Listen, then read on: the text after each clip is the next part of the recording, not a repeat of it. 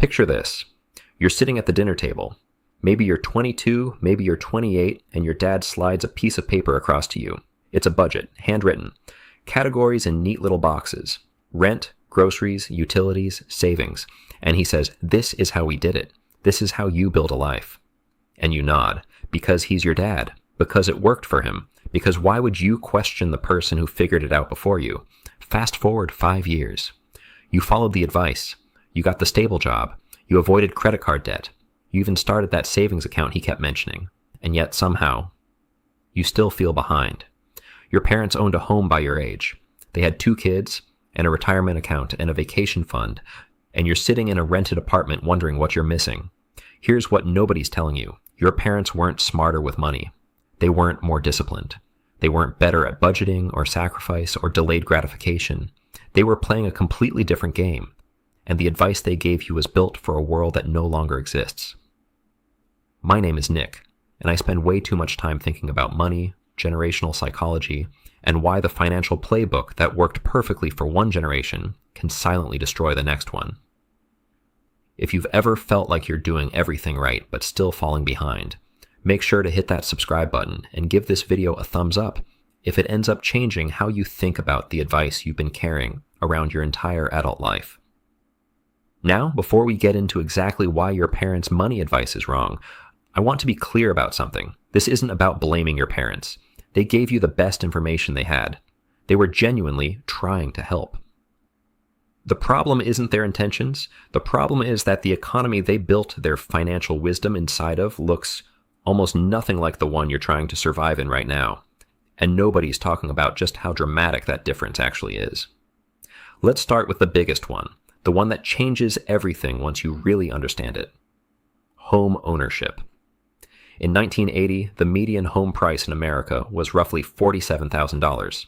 The median household income was around $17,000. That means the average home cost about 2.8 times the average annual income. A young couple with 2 modest salaries could realistically save a down payment in 2 or 3 years and qualify for a mortgage that didn't consume their entire financial existence. Now, look at where we are today. The median home price has crossed $400,000 in most major markets, and is significantly higher in cities where jobs actually exist.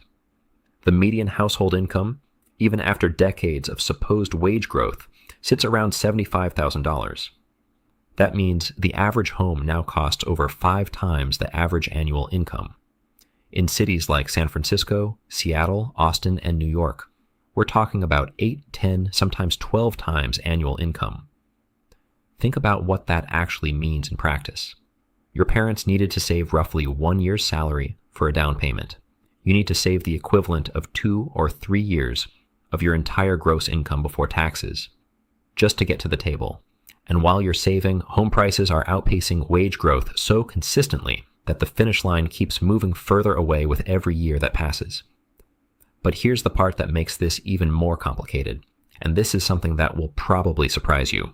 The advice to buy as soon as possible made complete sense when homes appreciated modestly and mortgages were manageable. But in today's market, forcing yourself into home ownership before you're financially ready can actually set you back further than renting would have.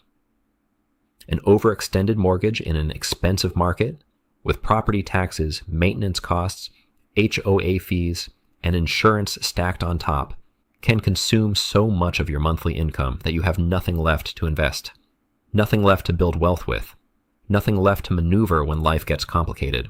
Your parents told you renting is throwing money away. What they didn't tell you is that financial flexibility is worth paying for.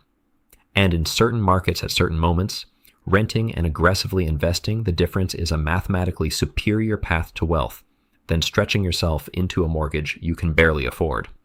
This doesn't mean you should never buy. It means the old rule of buy as soon as you possibly can was built for an economic environment that required almost nothing to access home ownership. In today's environment, that same advice applied blindly can actually trap you. Now, let's talk about college, because this one is deeply personal for a lot of people, and the generational gap here is almost impossible to overstate. Your parents probably told you to get a degree, any degree, just get the credential. Work hard, stay in school, graduate, and the job market will reward you. That's what they did. That's what worked. And for a generation that went to college in the 1970s, 80s, and even 90s, it was genuinely good advice. In 1980, the average annual cost of a 4-year public university was roughly $3,500. Today, it exceeds $27,000. And that's the cheap option. Your parents could work a summer job and cover a significant portion of their college costs. Some of them graduated with zero debt. They weren't more resourceful. They weren't more hardworking. The math just worked completely differently. You graduated into a system where a 4-year degree can cost $100,000 or more, where starting salaries haven't kept pace, and where the jobs that degree was supposed to unlock now require graduate degrees, unpaid internships, and 2 to 3 years of entry-level experience just to get your foot in the door. But here's where it gets really interesting. The advice your parents gave you wasn't just about the economics of college, it was about the certainty of it. In their world, a degree was a reliable ticket to a specific outcome. You studied accounting, you became an accountant. You studied engineering, you got an engineering job. Today, that relationship has broken down. The credential inflation that happened over the past 30 years means that a bachelor's degree now functions roughly the way a high school diploma functioned in your parents' generation. It's a floor, not a ceiling. It gets you considered, not hired. None of this means education is worthless. It means the advice to pursue any degree at any cost, without calculating the return on investment, was built for a world where the cost was low enough that return on investment almost didn't matter. In today's world, treating a $120,000 education like your parents treated a $14,000 education is one of the most financially dangerous things you can do. Now, let's talk about something that doesn't get nearly enough attention: the job market, and what your parents understood about job security that simply doesn't apply anymore. Your parents' generation operated inside a different psychological contract. If you showed up, worked hard, stayed loyal, and kept your head down, the company took care of you. You got steady raises, you built toward a pension, you stayed for 20 or 30 years, and you retired with something. That wasn't just an idealized fantasy. That was the actual structure of employment for a significant portion of the workforce for several decades. Here's what changed. Starting in the 1980s and accelerating dramatically through the 1990s and 2000s, the relationship between employees and corporations fundamentally shifted. Pensions disappeared, replaced by 401ks that transferred investment risk from the employer to the employee. Lifetime employment became a relic. Downsizing, restructuring, outsourcing, and automation became standard tools in the corporate toolkit. The average worker today changes jobs 12 times over the course of their career, not because they're disloyal or unfocused, but because the system that rewarded loyalty simply stopped existing.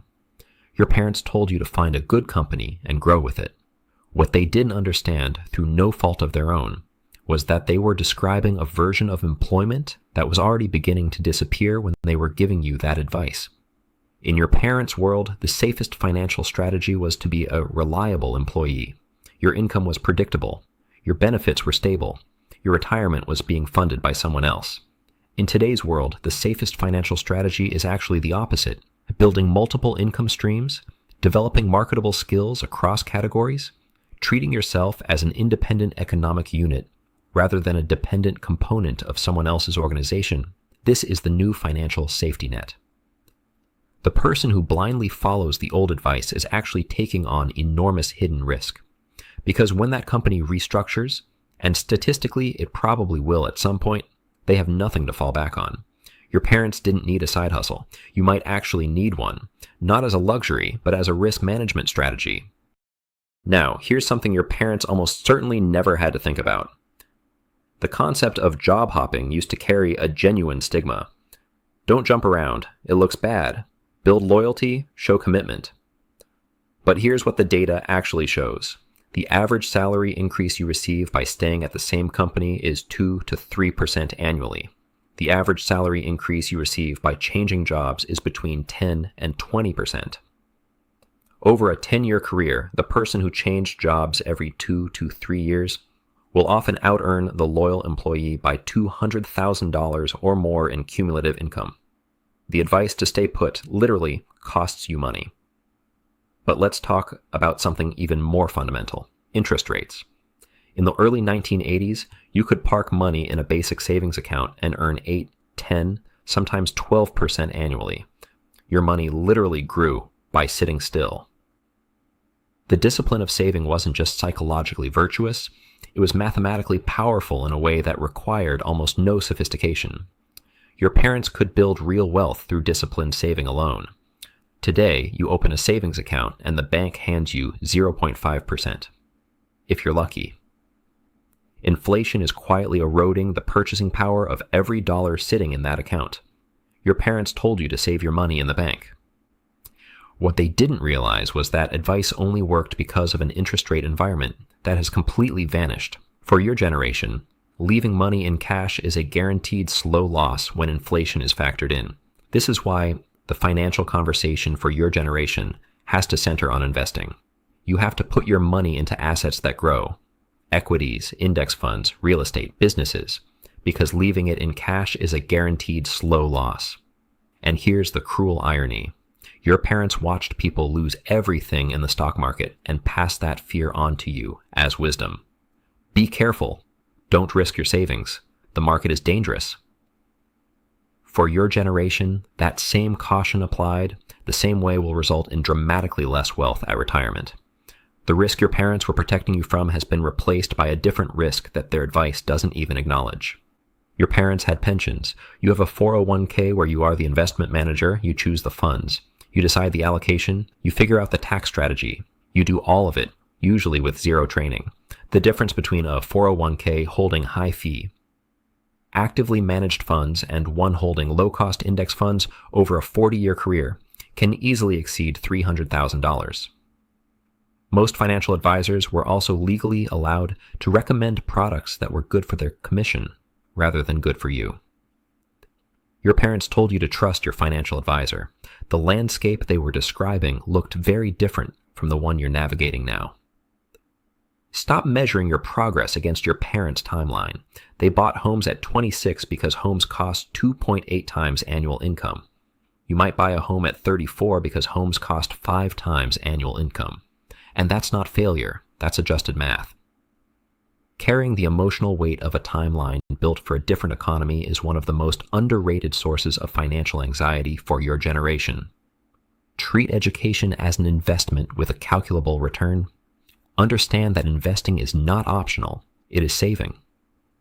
Separate the emotional wisdom in your parents' advice from the tactical wisdom. The values they gave you are timeless. The specific tactics were built for an economy that has structurally changed. The generational wealth gap is real. The information gap that drives it is real. You inherited the conclusions without the conditions that made those conclusions correct. The map you inherited was drawn for a different territory. Start drawing your own.